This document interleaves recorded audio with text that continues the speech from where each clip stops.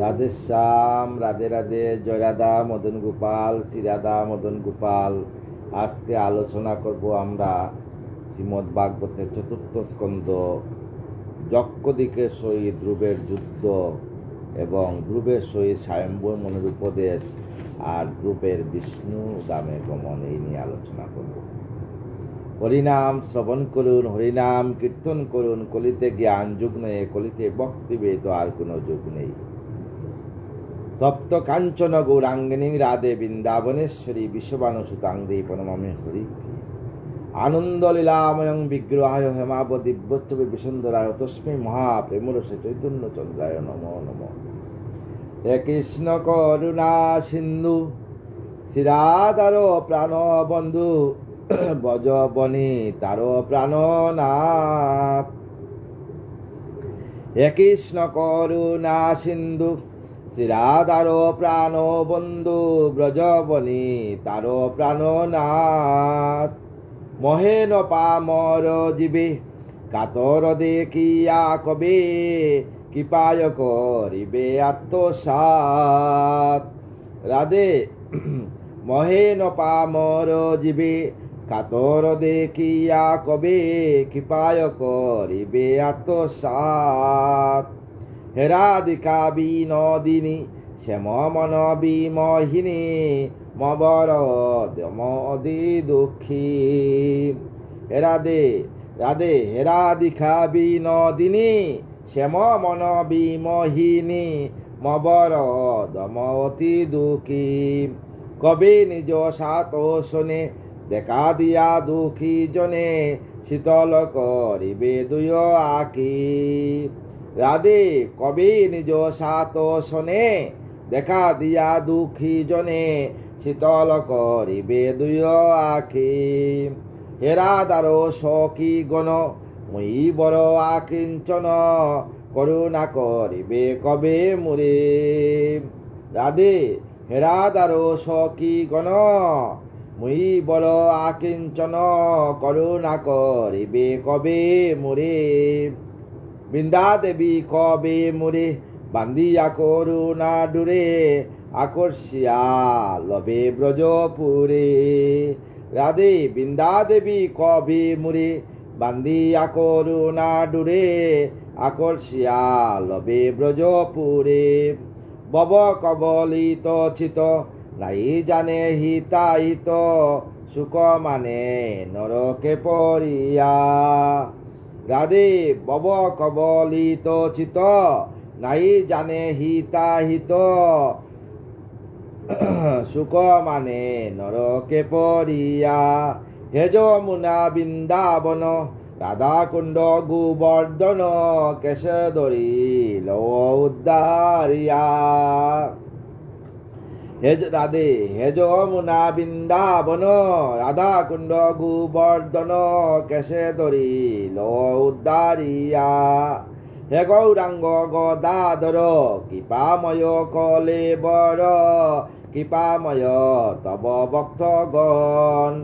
রাধে হে গৌরাঙ্গ গদাধর কৃপাময় কলেবর, কৃপাময় তব ভক্তগণ। কোমল কাতর জীবে এ বিষণ ববান্নবে, কবে দিবে করাল বন্ধন। রাধে কোমল খাতর জীবে এ বিষণ ববান্নবে, কবে দিবে করাল বন্ধন। রাধে কৃষ্ণ কৃষ্ণ কৃষ্ণ রাধে রাধে, রাধে শ্যাম শ্যাম শ্যাম রাধে রাধে। রাধে কৃষ্ণ কৃষ্ণ কৃষ্ণ রাধে রাধে, রাধে শ্যাম শ্যাম শ্যাম রাধে রাধে। রাধে কৃষ্ণ কৃষ্ণ কৃষ্ণ রাধে রাধে, রাধে শ্যাম শ্যাম শ্যাম রাধে রাধে। আনন্দ লীলাময়ং বিগ্রহায় হেমাব দিব্যচ্ছবি বিসুন্দয় তস্মৈ মহাপ্রেমরসে চৈতন্য চন্দ্রায় নমো নমঃ। মিত্রয় কয়েন শুন বিদুর সুজন, ধ্রুব দুব লোক প্রাপ্তি অপূর্ব কতন। উদ্ধব বললেন বিদুরকে যে ধ্রুব আর দুব লোকের প্রাপ্তি যে অপূর্ব কাহিনী, যে কাহিনী শুনে হৃদয় সিংহাসনে রাধারানীর যুগল চরণ চলে আসে। গিয়েতে আনিয়া রাজা আপনত নয়, রূপহেরি কীর্তি শুনি হৃষ্ট অতিশয়। রাজা রানী পুত্র লয়ে করে যতন, স্নেহপূর্ণ তাদের স্নেহ মনমন। এইরূপে কিছুদিন হইল বিগত, ধ্রুবের যৌবন কাল পায় সমাগত। এইরূপে কিছুদিন হইতে হইতে ধ্রুবের যৌবন কাল চলে আসলো। পূর্ণ শশধর যেন শারদ গগনে, তেমনি কুমার শুভে প্রথম যৌবনে। পূর্ণ শশধর, শারদ গগনে পূর্ণ শশধর, শরৎকালের পূর্ণিমাতে চাঁদের মতো সুন্দর ধ্রুব যৌবনকালে উপনীত হয়ে গেল। সকল শাস্ত্রেতে ডুব হয়ে সুপণ্ডিত, শিখিলেন ভালো করে নিজের রাজনীতি। সব শাস্ত্র সুপণ্ডিত হয়ে নিজের রাজনীতি, শিক্ষানীতি, সমাজনীতি ধ্রুব শিখলেন। কিভাবে একটা সাম্রাজ্য চালানো যায়, কিভাবে প্রজাগণকে নিজের সন্তানের মতো পালন করা যায়, এই সমস্ত শিক্ষানীতি, মানে একটা ভাগবত গীতাতে যা আছে সমস্ত কিছু ধ্রুব শিখে পেলেন। শাস্ত্রীতে নিপুণ হেরি মন্ত্রী মহাশয়, রাজার সমীপে তবে কলজুরে কয়। সমস্ত কাল পরে মন্ত্রী মহাশয় রাজার সমীপে জুরাত করে বললেন, প্রবীণ বয়স তব হইল রাজন, উচিত তোমার হয় বনেতে গমন। রাজাকে বলছেন, রাজা তোমার প্রবীণ বয়স হয়ে গেছে, বৃদ্ধ হয়ে গেছে, এখন তুমি হরি আরাধনার জন্য বনে চলে যাও। ইহকাল সুখভুখ করিলে বিস্তর, পরকাল লাগি ধর্ম করো নির্ভর। ইহকালে তো অনেক সুখ বুক শান্তি লাভ করেছ, পরকালের জন্য হরিনাম করতে হলে তোমাকে তপস্যা করতে হবে। উপযুক্ত ধ্রুবতব যৌবনের বরে, দাও তারে রাজ্যবার আনন্দ অন্তরে। তাকে উপযুক্ত, তোমার ছেলে রাজ্যের উপযুক্ত হয়ে গেছে ধ্রুব, হরিপরায়ণ ভক্ত, তাকে তুমি রাজ্য শাসনভার দিয়ে তুমি তোমার জীবনের শেষটুকু দিন তুমি হরি আরাধনার জন্য চলে যাও। অসীম ক্ষমতাপন্ন তোমার কুমার, ভক্তি দূরে ভগবানে বাঁধে অনুদার। ভক্তির দূরে ভগবানকে বেঁধে দিয়েছে ধ্রুব। অসাধ্য কি আছে তা আর এ তিন ভুবনে, যুবরাজ করো রাজা সেন নন্দনে। রাজা সে তোমার সেই নন্দনকে তুমি যুবরাজা করো। মন্ত্রীর শুনিয়া বাণী সহস্র রাজন, প্রজাগণে ডাকি রাজা কইল তখন। সমস্ত প্রজাগণকে ডাকিয়া রাজা বললেন, ধ্রুবে দিব সিংহাসন করিয়াছি মন, কিবা ইচ্ছা তোমাদের কহ প্রজাগণ। সমস্ত প্রজাগণকে ডাকিয়া বললেন, আমি ধ্রুবকে সিংহাসন দেব, রাজ্যভার দেব, তোমাদের কি মতামত আমাকে বলো। ভগবানও যার গুণে দিলা দর্শন, সেই গুণে প্রজামুক্ত না হবে কখন। যার গুণে অনাদিরাদি গোবিন্দ গোলকধাম থেকে এসে তাকে দর্শন দিয়েছে, তার কাছে কি প্রজাগণ সন্তানের তুল্য না হবে? সবাই সন্তান তুল্য হয়ে যাবে। সকলে আনন্দ মানি করে নিপবর, পুত্র হস্তে রাজ্যভার সমর্পণ তরে। সবাই বলছে যে পুত্র হস্তে রাজ্যভার সমর্পণ করে। ধ্রুব হইলেন রাজা শ্রীকৃষ্ণের দাস, আমরা তাহার দাস হব ছিল আস। প্রজাগণ বললেন যে বব, আপনার ধ্রুব, যার হৃদয় সিংহাসনে অনাদি আদি গোবিন্দর যুগল চরণ স্থাপন করে উনি শ্রীকৃষ্ণের দাস হয়েছেন, আর আমরা ধ্রুবের দাস, মানে দাসের অনুদাস হয়ে গেছি। এতদিনে পড়িল সে মনেরও কামনা, পূর্ণ হল হোক মহারাজা সবারও বাসনা। তাই বললেন, সবার আমাদের প্রজাদের মনের বাসনা পূর্ণ হোক। সবারও সাক্ষাতে রাজা আনিয়া কুমার, শুভদিনে শুভক্ষণে দিলা রাজ্যভার। সবার সামনেতে আনিয়া মন্ত্রীগণ, পুরোহিতগণ, ব্রাহ্মণগণ, পণ্ডিতগণ সবাইকে স্বস্তি বাচন পূর্বক সমাদরে রাজ সিংহাসনে রাজ তিলক দিয়ে ধ্রুবকে বসিয়ে দিলেন। মণ্ডলে শোভিত চন্দ্র যথা শুভাকর, তেমনি শোভিল ধ্রুব সিংহাসন পর। পুত্ররে দিয়া রাজ্যভার উত্থান রাজন, পরমার্থে আহরণে প্রবেশের বন। উনি শেষের দিনের জন্য বনে চলে গেলেন রাজা। ধ্রুব রাজা হয়ে রাজ্য করি সুশাসন, বিমুগ্ধ করিলা গুণে যত প্রজাগণ। সমস্ত প্রজাগণকে মুগ্ধ করেছেন উনি। শিশুমার নামে রাজা সুবিখ্যাত অতি, আছিল তাহার কন্যা রূপগুণবতী। শিশুমার রাজা এক রাজা ছিল, তার কন্যা হইল রূপগুণবতী। ব্রহ্মী নামও তার হয়, জগতে বিদিক। ধ্রুবসনে হয়েছিল সেই বিবাহিত, ধ্রুবর সঙ্গে তার বিবাহ হয়েছে। তাহাতে ধ্রুবের হয় যুগল কুমার, ধ্রুবের 2 সন্তান, কল্প আর বৎসর নামে খ্যাতচারী 4। 2 সন্তান ধ্রুবের হয়েছে। ইলা নামে কন্যা এক বায়ুর কুমারী, তাহার করিলা বিবাহ ধ্রুব গুণধারী। মহাবীর ধ্রুব আর ইলার সন্ততি, উৎকল কুমার তার কন্যা গুণবতী। উত্তম না করি বিবাহ রহিল কুমার, মৃগয়া করিতে মনে আনন্দে তাহার। একদিন মৃগয়ায় যায় হিমালয়, যক্ষস ঘটে তার সমর দুর্জয়। একদিন ধ্রুবের ছেলে মৃগয়া করতে হিমালয় গিয়েছে, সেখানে দক্ষের সঙ্গে তার দুর্জয় মানে যুদ্ধ শুরু হয়েছে। সেই যুদ্ধে হারাইল উভয় উত্তম জীবন, সুরুচি তাহার দুঃখে প্রবেশিল বন। দাবানলে প্রকাশিয়া অন্তকের পায়, বনস সুরুচিরে অবহেলে খায়। সুরুচি সেইখানে মৃত্যুবরণ করলেন। মনুর বংশতে ধ্রুব একমাত্র রয়, তাহারও শাসনে পুরী সুশাসিত হয়। একমাত্র ধ্রুব জ্যেষ্ঠ বা তার মৃত্যু হয়ে গেছে। অন্যায় সমরে যখন আসিল সদর, ইয়া শুনি কুপ বলে কাঁপিল অন্তর। অন্যায় ভাবে ধ্রুবের জ্যেষ্ঠ বা তাকে মৃত্যুবরণ করতে হয়েছে। ভাতৃহত্যা প্রতিশোধ লইবার তরে সৈন্যসহ চলে ধ্রুব রণসজ্জা করে। সৈন্যসহ ধ্রুব যুদ্ধ করতে চললেন। হিমাচল সিংহজতা কুবের নগর, উপনীত ধ্রুবততা করিতে সমর। ধ্রুব করে শঙ্করধ্বনি প্রতিধ্বনি তার, আকাশে বিভিন্ন দিকে লবিল বিস্তার। ধ্রুবের যে শঙ্করধ্বনি সমস্ত আকাশে লবিল ধ্বনি। যক্ষ নারীগণ সব বয়েতে চকিত, যক্ষ নারীগণ বয়েতে কাঁপিত হইল। চতুর্দিকে চায় তারা অতি ত্রাসাম্বিত, ভয় চতুর্দিকে। কুবের শনিকর সব শুনি শঙ্করধ্বনি, অধীর হইল চিত্তে আপনা আপনি। অশ্বশস্য লয়ে তারা অতিরিষ্ট মতি, আলোকা ছাড়িয়া আসে ধ্রুবের সংহতি। যুদ্ধের ঘোষণা শুনি যত যক্ষগণ, আসিল আনন্দে তারা করিবারে রণ। বাঁধিল তুমুল যুদ্ধ অকালে পলয়, রবি শশী কাপে যেন জলধির বয়। অকালে যেন পলয় আসছে, এইভাবে যুদ্ধ করলেন ধ্রুব। সরবর্ষে জনগণ বিজয়ী চম্পকে, দুন্দবীর ধ্বনি বজ্র ডাকিছে পলকে। অস্ত্রাঘাত মহাবৃষ্টি ভীষণ বর্ষণ, শুনিতেল স্রোত যেন নদীর গমন। রক্তের স্রোত নদীর মতো বয়ে যাচ্ছে। প্রতি সৈন্য 3 বাণে করিয়া আহত, মহাবীর বলিদ্রব্য হইলা অখ্যাত। পদ্মাঘাত যথাসর্প সহিতে না পারে, সেরূপ অস্থির হয় কুবের অনুচরে।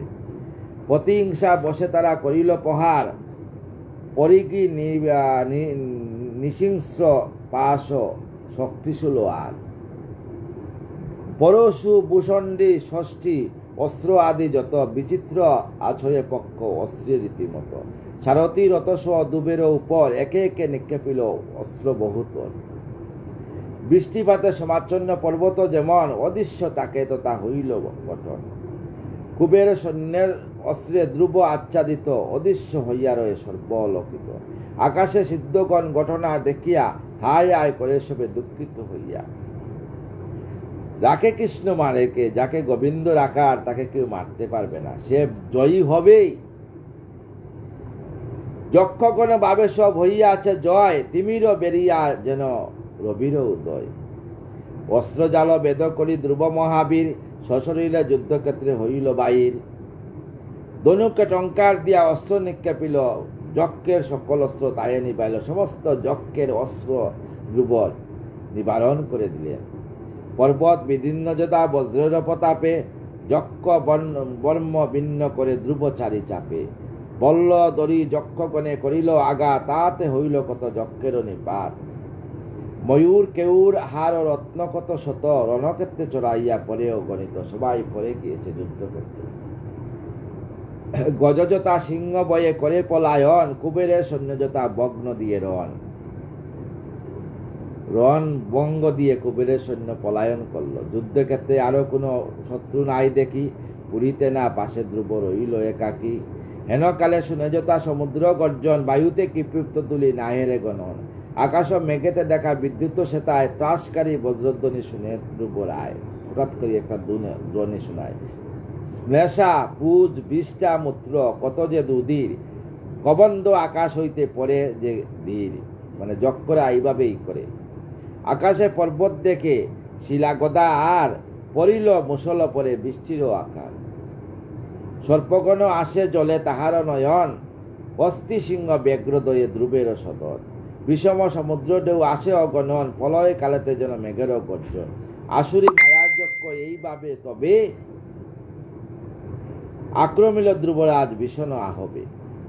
ধ্রুবের বিপদেরই যত মুনিগণ শ্রীহরির নাম করে উচ্চারণ, সমস্ত মুনিরা বাসুদেব মন্ত্র উচ্চারণ করতে লাগলেন। সুবুধ রচিল গীত হরিকথা সার, যাহাতে ধ্রুবের বকতি সঞ্চার। মিত্র কয়ে শুনো শুনো বিদুর সুজন, ঋষিগণ এইরূপ করিলা যখন। ঋষিগণ যখন বাসুদেব মন্ত্র জপ করতে লাগলেন, তাহাদের শুনিয়া বাক্য হরিরে স্মরিয়া নারায়ণ অস্ত্র দুপতে যেন আসিয়া, তখন নারায়ণ অস্ত্র ত্যাগ করলেন ধ্রুব। নারায়ণ অস্ত্র চাললেন, সহস্র বিদ্রুৎসম অস্ত্র নারায়ণ, জ্বলিয়া করিল নাশ যত মায়ারণ। যত মায়াচারী ছিল যজ্ঞ সবাইকে শেষ করে ফেলছে। অগণ্য যজ্ঞের তাই হইল নিধন, নিধনান্তে পরলোকে করিল গমন। ময়ূর করিয়া ধ্বনি যেমন বনেতে, করে প্রবেশ সেতা দেখিতে দেখিতে। সেইভাবে দুবস্ত্র শত্রু সৈন্য মাঝে, করিল প্রবেশ কমল হংস সাজে। বিস্তারিয়া ফনা যথা বিত সর্পগণ, গরুরের দিকে যায় করিবারে রণ। সেইভাবে যক্ষ সৈন্য ধ্রুবপতি দায়, নিমিষে সংহারে ধ্রুব রক্ষা নাই পায়। চারিদিকে প্রাণ লাগি উঠিল চিৎকার, বয়ার্ত যক্ষের দল করে হাহাকার। এ ঘটনা এহেন ঘটনা হেরি মনু মহিপতি, আসেন বুঝাতে তবে আপন সন্ততি। ধ্রুবর নিকটে আসি ব্রহ্মার কুমার, কইলেন একে একে যত নীতিসার। ব্রহ্মার কুমার আনিয়া আসিয়া ধ্রুবকে বললেন, কুবেরের অনুচর এই যক্ষগণ, কি কাজ তোমার বৎস করিয়া নিধন। এরা কুবেরের অনুচর, এদেরকে নিধন করিয়া লাভ নেই। বদিল সুহর তব যক্ষ একজন, সেই জন্য কুলনাশ না হয়ে সুবর। দৈবে করিল নাশ তোমার সদর, উপলক্ষ যক্ষ মাত্র জানিও নিশ্চয়। তোমার জ্যেষ্ঠ তাকে দৈব, তার নির্বন্ধ ছিল এইভাবে মৃত্যু, তাই মৃত্যু হয়েছে। তাই জন্য তুমি অন্তরে দুঃখ করিও না, যুদ্ধ পরিত্যাগ করি চলে যাও। তেজরুষ তেজ হিংসা তুমি মহাজন, জ্ঞানে নেই বাহ তব সুখেরও দাহন। তুমি জ্ঞানেতে সেই তোমার ভাতৃর যে নিধন, সেটা নিভিয়ে দাও দুঃখ। কেবা তব ব্রাতা হয় কেবা হস্তা তার, কেউ না বুঝিতে পারে লীলা বিধাতার। কে ভাই, কে বোন, কে স্ত্রী, কে পুত্র, সব হইল বিধাতার লীলা মায়ার বন্ধন। সবার নিয়ন্তা সেই নারায়ণ, অনাদি আদি গোবিন্দ বিষ্ণু। সৃজন সংহার হয় তাহারও কারণ, উনিই সৃজন করেন আর উনিই নিধন করেন, তার কারণে সবকিছু হয়। অনাদি অনন্ত তিনি সর্বশক্তিমান, অনাদি আদি গোবিন্দ। সর্ব কারণের কারণ অনাদি আদি বিষ্ণু গোবিন্দ। সর্বভাবে সর্বজীবের অন ভগবান। উনি সর্বভাবে প্রতি জীবের মধ্যে বিদ্যমান থাকেন আমার অনাদি আদি গোবিন্দ। কর্মের অধীন হয়ে জীবেরা সকলেই ভোগ করে নিজ কর্মফল। আমরা যে জীব, আমরা কর্মের অধীন হয়ে আমরা দুঃখ ভোগ করি, সুখ ভোগ করি, কিন্তু গোবিন্দকে ডাকার আমরা সময় পাই না। আমরা মায়ার বাঁধনে বাধিত হয়ে গোবিন্দকে আমরা চিনতে পারি না। তাই তো আমাদের সংসারে এত দুঃখ, এত কষ্ট, এত কলয়। তাই সময় থাকতে যদি আমরা অনাদি আদি গোবিন্দের শরণ যাই, তাহলে রাধারানী আমাদেরকে কৃপা করবেন। তাই আমাদেরকে নাম করতে হবে। যাগযজ্ঞ যত ছিল সত্যতে তা তাপরে, কলিযুগে হরির নামে পাপে তাপে উদ্ধারে। কলিযুগে কোনো তপস্যা নাই, কোনো যাগযজ্ঞ না, একমাত্র নাম।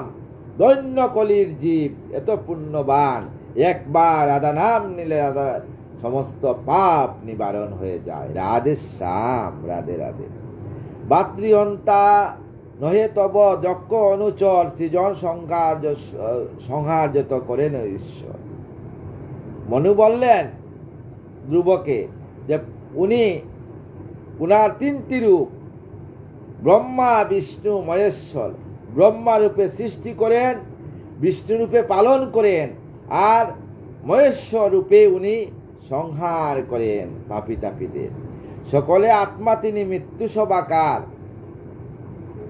তাহারও মহিমা বলো কে বুঝিতে আর। তার মহিমাকে বুঝতে পারে গো নাদিরাদি গোবিন্দের। নাসিকার রজ্জবদ্ধ সকল পায়, ব্রহ্মাদি সকল করে যাহারও আজ্ঞায়। সেই কর্তা ভগবান, কর্ম ইচ্ছা তার, কর্মফল দাতা সেই প্রভু সারাৎকার। উনি কর্মফল দাতা অনাদিরাদি গোবিন্দ। পঞ্চম বর্ষীয় তুমি বিমাতা বচনে, ক্ষুদ্র চিত্তে পেলে চাই তাহার চরণে। তুমি পঞ্চম বর্ষ ছিলে, তুমি বিমাতার বচনে তুমি রাগান্বিত হয়ে তুমি চলে গিয়েছিলে অনাদি আদি গোবিন্দ। কিন্তু তোমার হে ধ্রুব, তুমি যে সংকল্প করছিলে অনাদি আদি গোবিন্দকে পাওয়ার জন্য, তাই তোমার সংকল্প 5 বছর বয়সে তুমি গোবিন্দকে পেয়েছ। তোমার সমান পৃথিবীতে আর কোনো ভক্ত হবে না। তা হতে পৃথক কিছু নাই এই জগতে, সকলেই তাহার ইচ্ছা জানো বিধি মতে। অনাদি আদি গোবিন্দের ইচ্ছা, আর কিছু সব তার ইচ্ছাই হয়।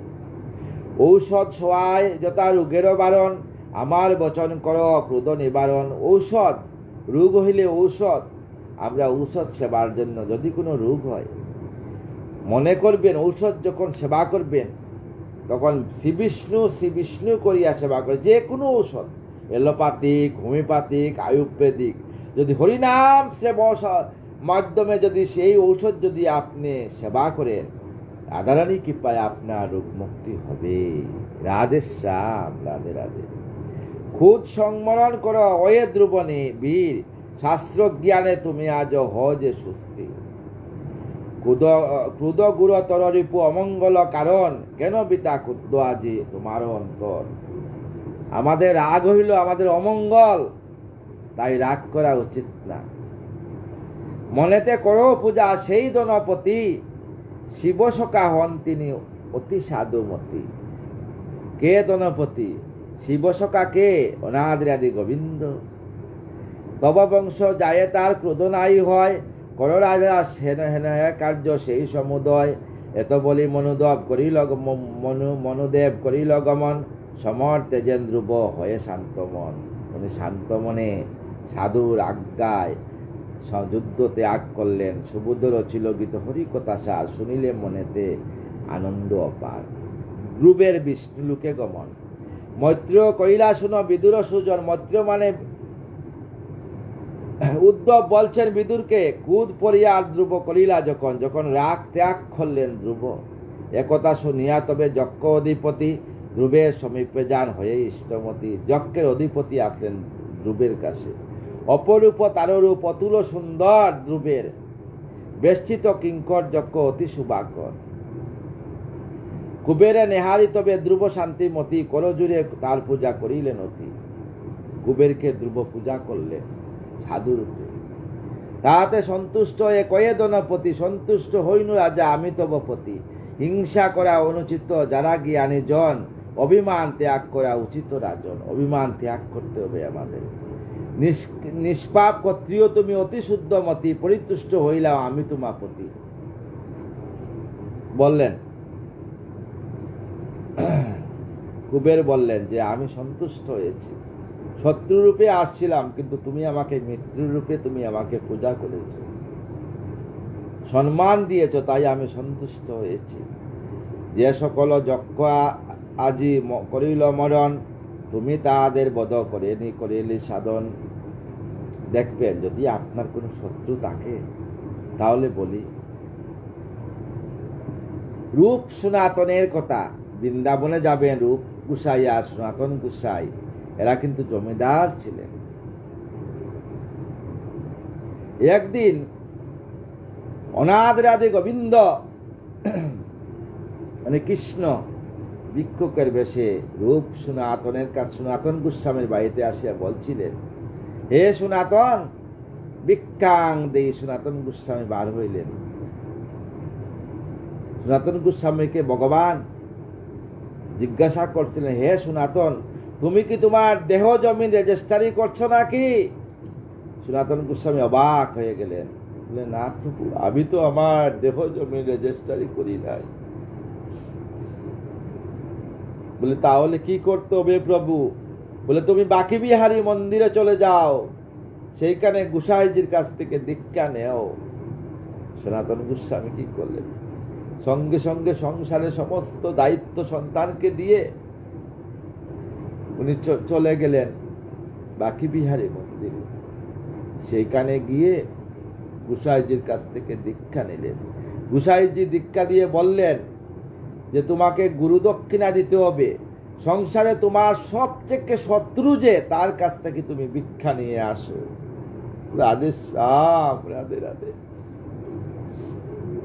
সনাতন গোস্বামী গেলেন রূপ গোস্বামীর কাছে, গিয়ে বলছেন রূপ রূপ রূপ। রূপ আসছে, 12 বৎসর ধরে জমিন নিয়ে মামলা চলছে ওদের মধ্যে। আসিয়া বলছে আমাকে ভিক্ষা দে ভাই। রূপ গোস্বামী বলছে সনাতন, এতদিন তো মামলা করলা কোর্টে, এখন আবার কি তোমার অন্য কোনো ফাঁদ ফাটিয়েছ নাকি তুমি জিতার জন্য? সনাতন গোস্বামী কাঁদিয়া বলছেন ভাই, আমি যে দিন ভিখারি হয়েছি, হরিনামের ভিখারি, তাই তোমার কাছে যে আসছি ভিক্ষা দিতে, ভিক্ষাং দেও। রূপ গোস্বামী বললেন কি হয়েছে তোমার? বলল আমি যে দেহ জমি রেজিস্ট্রারি করেছি, এই রেজিস্ট্রারি খাজনা দিতে হবে আমাকে গুরুর কাছে গিয়ে। সঙ্গে সঙ্গে রূপ গোস্বামী যখন এই কথা শুনলেন, শুনে সংসারের সমস্ত দায়িত্ব সন্তানকে দিয়ে জড়িয়ে ধরছেন সনাতনকে, বলছেন আমাকেও নিয়ে যা রে, আমিও আজ থেকে আমিও আমার দেহ জমি রেজিস্ট্রারি করব। তাই রূপ সনাতন যখন গেলেন, এদিকে সনাতন গোস্বামীর ছেলেরা কি করছিল? বাড়ি থেকে টন টন সোনা, বাবা যখন সন্ন্যাসে গেছে বাবাকে তো খেতে হবে, টন টন সোনা নিয়ে গেছেন। ওইখানে গিয়ে বলছেন বাবা, এই যে আমরা মোহর নিয়ে আসছি, তোমরা এইখানে থাকবে, সন্ন্যাসের বেশি তোমরা কি খাবে? রূপ সনাতন বলছেন আমাদের আর দরকার নেই, আমাদের দেহ জমি রেজিস্ট্রারি হয়ে গেছে, আমরা ভক্তের চরণ রেণু মস্তকে নিয়ে আমরা রাধারানীর সেবা করবো, আর কিছু চাই না। তখন এই সোনাদানা কি হবে? সমস্ত গোসাইজিকে বলছেন, কোন গোসাই বলছেন যে আমরা নেব না। ওইখান থেকে এক গোসাই বললেন এটা রাধার নামে ছেড়ে দাও। তাই তো সনাতন গোস্বামীর বাড়িতে 2টা তাল গাছ, সোনার তাল গাছ আজ ছিল, একটা ব্রিটিশে নিয়ে গেছে আর একটা আজও কিন্তু আছে।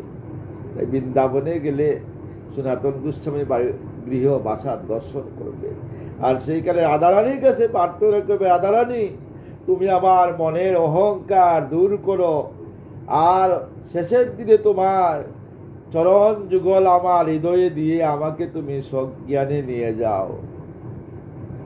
তুমি যে পারের কর্তা, যে নেবার্থা পার করো আমারে রাধারানী।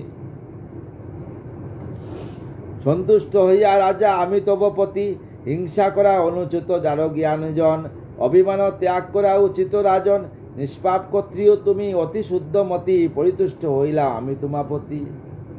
যে সকল যক্ষ লবিল মরণ, তুমি তাহাদের বধ করিলে সাধন, অথবা তোমার ব্রাতা উত্তম সুজন, যক্ষদের হাতে কবু না লবে মরণ। কালে জীব জন্ম লয়, কালে মৃত্যু হয়, তুমি উপলক্ষ মাত্র শুনো মহাশয়।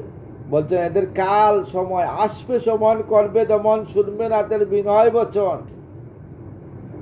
যদি সময় আসবে আমাদের, সেদিন আমাদের আর বিনয় বচন শুনবে না, সেদিন আমাদেরকে যেতে হবে। বিজ্ঞানীরা এটা প্রমাণ করার জন্য কি করছিল, কাছের একটা ঘর বানিয়ে সেইখানে একটা মানুষকে মৃত্যুর আগে ঢুকিয়ে রেখেছিল দেখার জন্য। দেখতে পায় নাই, এই আত্মা যখন বাইর হয়ে গেছে, পট করে আওয়াজ শব্দ করে কাছের ঘর ফেটে বাইর হয়ে গেছে। সব পৃথিবীতে বিজ্ঞান সৃষ্টি করতে পারে, কিন্তু এই যে অনাদি আদি গোবিন্দ যে আমাদের অক্সিজেন রূপে আমাদের হৃদয়ে অবস্থান করছেন, তাকে কেউ সৃষ্টি করতে পারবে না, সেই আত্মাকে কেউ বাঁধিয়ে রাখতে পারে না। এই দেহ নশ্বর, আত্মার কিন্তু মৃত্যু নেই। তাই স্বস্থানে ভালোভাবে যাওয়ার জন্য হরিনাম করবেন, আপনার জন্য, আপনার পরিবারের জন্য বিশেষ শান্তির উদ্দেশ্যে হরিনাম করবেন। তুমি উপলক্ষ মাত্র শুনো মহাশয়, মিথ্যা বুদ্ধি বসে জীব জন্মে মরে, আর কলহ ইয়ার লয়ে কত হয় কতবার। মিথ্যার আশায় নিয়ে কলহ ঝগড়া জাতি হয় আমাদের। আমরা যদি বুঝতাম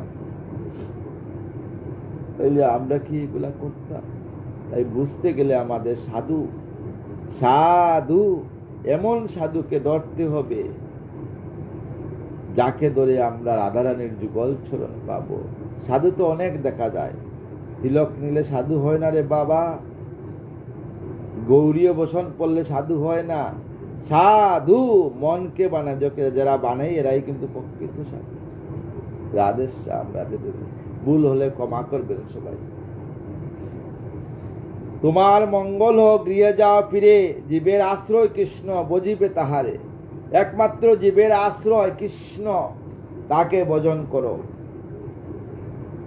পরহিংসা, পরনিন্দা, স্বধর্ম নিধনংশ, পরধর্ম ভয়াবহ। পরের ধর্ম নিয়ে যখন সমালোচনা বন্ধ হয়ে যাবে, তোমার নিজের ধর্ম অনাদিরাদি গোবিন্দের যুগল চরণ যখন তুমি চিন্তা করবে, সবকিছু ত্যাগ করে, সেদিনেই তোমাকে সাধু বলি প্রমাণ হবে।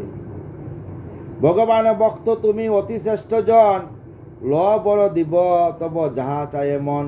কুবের বচনে তুষ্ট হইয়া রাজন, মাগিলেন এক বর কুবের সদন। দাও এই বর যায়ে মম মন, সর্বদাই হরিপদ করে স্মরণ। কুবের দিয়ে আসিলেন দন দেওয়ার জন্য। ধ্রুব কি বললেন, কুবর তুমি তো স্বয়ং মহালক্ষ্মী, তোমাকে কৃপা করিয়া তোমার দ্বারা সমস্ত ভক্তকে দন দেন। আমি চাই না তুমি আমাকে এমন দন দেও যাতে সর্বদা আমার হৃদয়ে আমার অনাদি আদি গোবিন্দের রাধারানীর যুগল চরণ, তাকে রাধে শ্যাম, রাধে রাধে। তথাস্তু বলিয়া যক্ষ করেন গমন, ফিরিল নগরে দ্রব্য হয়ে হৃষ্টমন। নগরে ফিরিয়া করি বিবিধ যাজন, 3600 সহস্র বর্ষ করে গমন। 3600 বৎস শাসন করছেন, 3600 বৎসর রাজ্য শাসন করছেন ধ্রুব। ব্রাহ্মণের হিতের অত সুদৃঢ় সুশীল, দরিদ্র বৎসরা অতি ধর্মশীল। সবসময় ব্রাহ্মণের হিতে থাকতেন, কারণ ব্রাহ্মণরা তো বেদের গুরু। পুরোহিত, পুরো শব্দের অর্থ সমাজ, আর হিত মানে সমাজের হিতের মতো কাজ করেন। তাই এদের যাতে কষ্ট না হয়, এরা যাতে সুখে থাকতে পারে। আর দরিদ্র বৎসল, অন্নহীনকে অন্নদান, বস্ত্রহীনকে বস্ত্রদান, এইগুলা ছিল। আর সমস্ত প্রজাদেরকে সন্তানের মতো পালন করতেন ধ্রুব। সেই ধ্রুবে প্রজাগণ পিতৃসম ভাবে, তাই ধ্রুবকে সবাই পিতৃসমান ভাবত। তাহারও তুলনা কবু কেউ নাই পাবে, এই জগতে ধ্রুবের মতো তুলনা কার না হয়। রাজকার্য সমাপয়া যুগে দিয়া মন, আপন কুমারে দিল রাজ সিংহাসন। তাই যুগের দিয়া 3600 বৎসর পরে, 3600 বৎসর পরে ছেলেকে সিংহাসন দিয়া উনি জগৎ স্বপ্নের মতো অনিত্য সদাই, বুকেতে তাহার কবু চিত্তে সুখ নাই, এইটাই ভাবলেন ধ্রুব। জানিয়া পরম সত্য ধ্রুব বক্তবর, তেজিল সকল কিছু পবিত্র অন্ত, সমস্ত কিছু ত্যাগ করলেন। তেজিল সমৃদ্ধ পুরী রত্ন সিংহাসন, তেজিল বুকের বস্তু যত অগণন, তেজিল সবার মায়া পুত্র বন্ধুগণ। প্রবেশের হরি লাগি বদরি কানন, বদরিকা আশ্রম প্রবেশ করলেন। সেই কানন বদরিকা নামে ছিল পবিত্র আশ্রম। তথায় প্রবেশ মাত্র যায় মনোভ্রম, সমস্ত মনের ভ্রম চলে গেছে। যদি পারেন বদ্রীনাথ একবার দর্শন করবেন, আমার তো আর সময় নেই, আমি যেতে পারি না, আর যাব কি করি, অনেক অর্থর প্রয়োজন, কেউ আমাকে নিয়ে যাবে না। বর্তমান জগতে অর্থ ছাড়া যাওয়া যায় না, আমার কাছে তো ট্রেন ভাড়াও নেই, আমি কি করে যাব। যুগ বলে প্রাণ জয় করিয়া রাজন, চিত্তেরে করেন তবে বিরাট দর্শন। বদরিকা আশ্রমে যাবেন বদ্রীনাথ দর্শন করতে। বিরাট বলিয়া রাজা বেদ শূন্য হয়, আপন সহিতে বিশ্ব দেখে হরিময়। সমস্ত কিছুতে দেখে সমস্ত দেহের মধ্যে হরি বিশ্বময়। হরিপ্রেমে পুলকিত হইয়া তখন হরির বিরয়ে সদা করেন কন্দন। রবীন্দ্রনাথ ধ্রুব কাঁদতে লাগলেন, হা কৃষ্ণ হা কৃষ্ণ হা কৃষ্ণ, আর বাসুদেব মন্ত্র অং নম ভগবতে বাসুদেবায় জপতে লাগলেন। উপযুক্ত কাল হেরি তবে নারায়ণ, ধ্রুবলোকে আনিবারে করেন যতন। তাই গোবিন্দ ভাবলেন যে ধ্রুবর তো সময় আসছে। বিষ্ণুদূত সততা বিমান পাঠান, বিষ্ণুদূতকে পাঠিয়ে দিলেন যে ধ্রুবকে নিয়ে যাও, ধ্রুবলোকে তাকে স্থান দেও। জ্যোতির্ময় রথ সেই ব্রহ্ম বিদ্যমান, হীরক প্রবাল মুক্তা তাহাতে শুভিছে। নীলপিত রক্তমণি তাহাতে বাসিছে। বিষ্ণুদূত সেই রথে কিবা সুবার, চারি হস্ত দুই পদ অতি চমৎকার। তাদের চারি হস্ত আর দুই পদ, শঙ্খ চক্র গদাপদ সবাই বিষ্ণুর মতো। পদ্মের সমান আঁকি অঙ্গে অলঙ্কার, হরিলীলা গীতে মত্ত প্রশান্ত আকার। সবসময় হরিলীলা ভাবে তাদের হেরি তবে প্রশান্ত রাজন। হরিনাম জয়ধ্বনি করি উচ্চারণ, বাসুদেব মন্ত্র উচ্চারণ করতে লাগলেন। প্রেমে পুলকিত হয়ে জুরক দুই কর, বিষ্ণু দিতে প্রণমে আনন্দ অন্তর। প্রণাম করলেন, তোমরা আসছো আমাকে নেওয়ার জন্য। তাই ভক্তেরা চায় শেষের দিনে যাতে হরিনাম আর মুখে গঙ্গার জল। মৃত্যুর সময় বেশি করে হরিনাম শুনাইবেন। যত নাম শুনাইবেন, নাম যত কর্ণে যাবে, ততই রাধারানী আসিয়া যুগল চরণ সেই গোলক দামে নিয়ে যাবে। যুগল চরণ দিয়ে সুনন্দ নন্দ নামে দুই অনুচর ধরিলেন প্রেমভাবে তার দুই কর। সেই বিষ্ণুদূত সুনন্দ আনন্দ দুই হাত ধরলেন ধ্রুবর। বলিলেন, শুনো রাজা, আদেশ এখন, যাইতে হইবে তোমা বৈকুণ্ঠ ভুবন। শৈশব বয়সে রাজা করিয়া সাধন, লভিয়াছ হরিপদ অমূল্য রতন। তুমি 5 বছর বয়সে সাধনা করিয়া অনাদি আদি গোবিন্দের সেই অমূল্য রতন চরণ তুমি লাভ করেছ। তোমার যে আজ গোলক ধামে যেতে হবে। ধ্রুবপদ নাম তার নাই যার লয়, সেই পদে যাইবারে এই তো সময়। অতীব পবিত্র তব এই কলে বল, সশরীরে সেই স্থানে চলো সত্তর।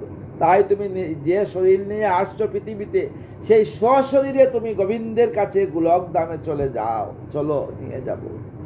সপ্তর্ষি না পায় যাহা পরম যতনে, দূরতে তৃপ্তি পায় যার দর্শনে। সপ্তর্ষি মুনিও কিন্তু তা পায় না, তুমি আজ পেয়েছ ধ্রুব। সে দুর্লভ ধ্রুব লোকেরও প্রদান, সেটাই হইবে ধ্রুব তব অধিষ্ঠান। চন্দ্র সূর্য গ্রহ আদি ঘুরে চারিদার, অন্য কেউ নাই পায় মহিমা অপার। এত শুনি ধ্রুব তবে স্নানাদি সারিয়া, ধ্রুব স্নান সারিয়া মুনিগণে প্রণমিল যুক্ত করো দিয়া। সমস্ত মুনিগণকে প্রণাম করল। তাদের সহায়ে হয় স্বস্তি বাচন, সমস্ত ব্রাহ্মণরা স্বস্তি বাচন করলেন। স্বস্তি ন ইন্দ্র বিদ্যস্তবা, স্বস্তি নং পুষা বিশ্ব বেদা, স্বস্তি নাম নর্তাক্ষরিষ্টম স্বস্তি ওম স্বস্তি ওম স্বস্তি বাচন করতে লাগলেন সবাই ধ্রুবের যাওয়ার জন্য। তবে তো করিল ধ্রুব বিমান আহরণ, বিমানে উঠলেন। স্বস্তি স্বস্তি নারায়ণ নারায়ণ শব্দ করিয়া হতে উঠি হইলেন হেরে হেন হিরণময়। রবি শশী সমজ্যোতি অঙ্গে প্রকাশ হয়। দেখলেন উনার শরীরের মধ্যে, ধ্রুব দেখলেন যে উনার শরীরের মধ্যে রবি শশী অঙ্গ আছিল। যতক ঋষি বদরিকা বাসী, জয়ধ্বনি করে সবে পুলকিত বাসী। রাধে রাধে বলিয়া সবাই জয়ধ্বনি করতে লাগলো। গন্ধর্ব করিল গান, দেব বর্ষে ফুল, দেবতারা পুষ্প বৃষ্টি করতে লাগে। দুন্দুবি বাজিল গণ, ইষ্ট সিদ্ধ কুল। যাইতে যাইতে রাজা ভাবেন জননী, দেখিলেন আরো রথে যান সুলোচনী। দেখিলেন আরেক রথে মা যাচ্ছে। সুনীতির পূর্ব দুঃখ ফল এবে দূর, ধ্রুবের সৌভাগ্য পান হয় পর্বপুর। রবি শশী গ্রহ তারা করিয়া দর্শন, উঠিলেন ধ্রুব উচ্চে আপন সদর। আপন ধ্রুব লোকে প্রবেশ করলেন, সেই স্থানে রবি শশী হইয়া কিঙ্কর, বেষ্টন করিয়া ঘুরে তাহা নিরন্তর। ধ্রুবের দাস হইয়া রবি শশীরা তাহার চতুর্দিকে বেষ্টন করিয়া সমস্ত গ্রহ তারা চন্দ্র সূর্য। নারদের প্রাণে নাই আনন্দের সীমা, বিনা যুগে গান করে ধ্রুবের মহিমা। নারদ বিনা যুগে গান করতে লাগলো, যে পদ লবিল এই ধ্রুব মহাশয়, যেটায় যাইতে কারো সাধ্য নাই হয়। শৈশব মাতা বাক্য হইয়া কাতর, ভগবানে বশবিত করিলা সত্য। সেই ধ্রুব, সেই শিশু ধ্রুবতা নির্মল স্বভাবে, লবিল পরম পদ তপের প্রভাবে। যেই শুনে এই বাণী মুক্তি তার হয়, ধ্রুবের পরম গতি অতি প্রেমময়। প্রাত কিংবা সন্ধ্যাকালে পবিত্র হইয়া, কীর্তন করিবে সদা ভক্তিযুক্ত হইয়া। একবার যদি সময় পান, প্রাতকালে অফিস আছে, আদালত আছে, রাস্তায় যাইতে যাইতে যদি হরিনাম করেন, রাধা রাধা নাম করেন, অফিসে গিয়ে দেখবেন কাজ ভালো হবে, প্রমোশন হবে। বাবারা যদি কৃষি কাজ করেন, সকালবেলা যখন হাল নিয়ে যাবেন জমিতে, আজকাল তো হাল নেই, আজকাল কেউ যে মেশিন চালিত, ওই নাম করি করি যদি বীজ বপন করেন হালে, নামের গুণে গহন মনে শুকনা কাষ্টে ফল ধরে, দেখবেন আপনার জমিতে কিন্তু ফসলও ভালো হবে। এই জমি আর সেই জমি একই জমি, এই বৃন্দাবন সেই বৃন্দাবন একই। পূর্ণিমা দ্বাদশী কিংবা অমাবস্যা দিনে, শ্রবণা নক্ষত্রে কিংবা মাস অন্তঃক্ষণে, ব্যতিপাত যুগে হয় রবির বাসরে, ধ্রুবের চরিত্র যে উচ্চারণ করে। শ্রদ্ধাবান যেই জন বহু পুণ্য পাবে, সেই মন এক মন হরিপদ ভাবে। এই তো হইল বাচা ধ্রুবের বচন, এক্ষণে বিদুর শূন্য অন্য বিবরণ। আগামীকাল অন্য বিবরণ নিয়ে আসবো। সুবুধর অচিলগিত হরিকথা সার, ধ্রুবের বৈকুণ্ঠ লাভ পুণ্যের আধার। সমস্ত সাধুগুরু বৈষ্ণব ব্রাহ্মণ পণ্ডিত সবের কাছে আমার বিনম্র অনুরোধ, এই যে ভাগবত কথাতে আসিয়া যদি কোনো ভুল হয়, আপনাদের চরণধুলি আমার মস্তকে দিয়ে এই দাসকে ক্ষমা করবেন, আমাকে কৃপা করবেন সবাই। শেষের দিনে যেন আমি নববৃন্দাবনে রাধারানী যুগলচরণে রাধা রাধা নাম করে এই দেহকে সজ্ঞানে রাখতে পারি, আর কিছু চাই না। রাধে কৃষ্ণ কৃষ্ণ কৃষ্ণ রাধে রাধে, রাধে শ্যাম শ্যাম শ্যাম রাধে রাধে। রাধে কৃষ্ণ কৃষ্ণ কৃষ্ণ রাধে রাধে, রাধে শ্যাম শ্যাম শ্যাম রাধে রাধে। রাধে কৃষ্ণ কৃষ্ণ কৃষ্ণ রাধে রাধে, রাধে শ্যাম শ্যাম শ্যাম রাধে রাধে। রাধে কৃষ্ণ কৃষ্ণ রাধে রাধে, রাধে শ্যাম শ্যাম শ্যাম রাধে রাধে। জয় রাধে জয় রাধে জয় রাধে জয় রাধে শ্যাম।